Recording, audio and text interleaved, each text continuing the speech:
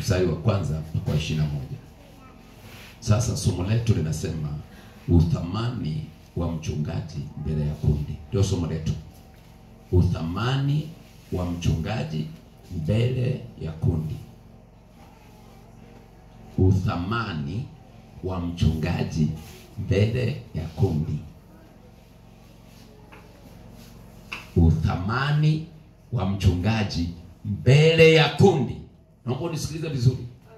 Niko kwenye seminar. Sawa? Tutahubiri na kufundisha. Jinsi Mungu alivyonijalia.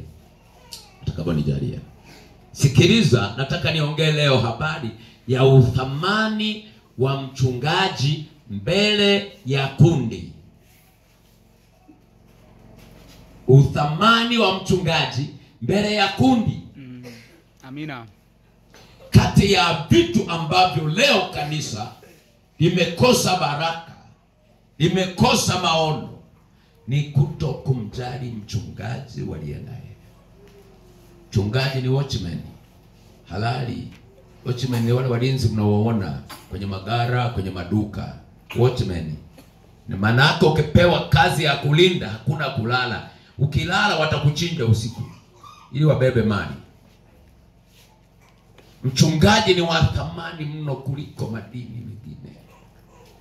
Amina. Mchungaji, bila mchungaji kundi halipo. Yesu, maandiko anasema, nitampiga mchungaji, kondoo watatawanyika. Wanajua tu ukishapiga mchungaji, lile kundi nani atalila? Angalia. Sikiliza na kupa mfano mzuri. Yakobo alienda kwa Labani. Ni kwa Labani au kwa nani? Kwa Labani. Akaenda pale, akaanza kuchunga kondoo, anatafuta mke.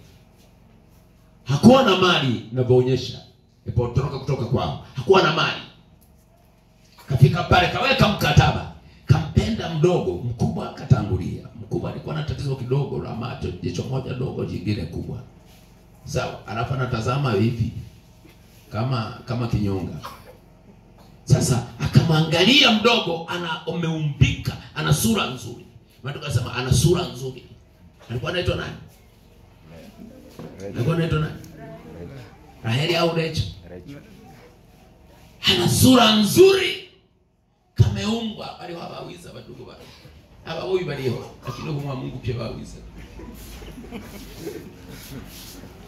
Sikiliza, kweli Biblia inasema, hata Biblia inamsifu Rebeka. Rebeka alikuwa mzuri wa umbo. Sawa. Ka Rebeka kamejaa kote namba 8. Sio namba 9 au 6. Namba 6, unajua namba 6 inapokaa. Namba 8 unajua, imejaa kote, sawa? Amen. Sasa changamka. Sikiliza. Alipofika pale, kaweka mkataba. Miaka 7 kachunga. Usiku na mchana. Nchi ile ya Palestina ni nchi ya jua kali mchana, usiku baridi kali. Lakini mkataba unasema kama usiku utaingia, kondoo akabebwa na fisi, wewe mchungaji unakatwa mshahara wako kufidishia ile hali. Wona wachunga kutwa nzima, mchana kutwa. Tutaona kitabu cha Mwanzo. Akachunga kutwa nzima, jua kali na kila kitu, wapeleke kwenye kunywesha na kila kitu. Usiku hakuna kulala, wewe mchungaji. Angalia wanyama wasiliwe. Wewe ni mchungaji. Kwa wachungaji wa wakati ule wa Palestina wanalinganishwa na wachungaji wa kanisa leo. Mchungaji halali mchana na usiku. Yuta mchungaji anasema, "Oh, tudeliansi." Aliliansi. Uchungaji ni kazi ngumu. Umebeba mizigo ya watu, maisha ya watu. Wengine unawaonya wanakasirika, wanapanga huyu hata kumuua nitamuua huyu. Wapo na wengine wenye mioyo hiyo. Rushika maneno ntaragura. Wapo. Kwa mchungaji ana kazi ngumu. Kazi ya kuchunga ni ngumu. Naomba nikwambie kama uko hapa, nakupa tahadhari. Usifikiri mchungaji ni kuvaa makoti tu, ni kuvaa tai na kuning'iniza hapa nyeusi na nyekundu. Uchungaji ni kazi. Hatugubana lini mo kubucha makoye kama mundu uri liano libokije tu iliawiza niliabu bihiveka. Wewe nasema hivi, uthamani wa mchungaji. Mchungaji kwenye kundi akiondoka, hata kama alikuwa anachunga mifugo. Nyinyi wachungaji wa kawaida, nitembea tu kwenye uchungaji, mna ng'ombe, mna mbuzi, mna kondoro. Kondoro unao 50 au 100 kondoro.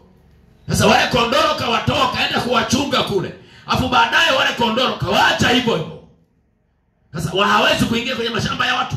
Wataingia maana hawana mtu wa kuwarudisha.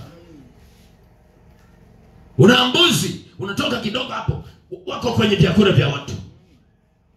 Wanataka mchungaji wa kuwarudisha. Useme amina. Amen.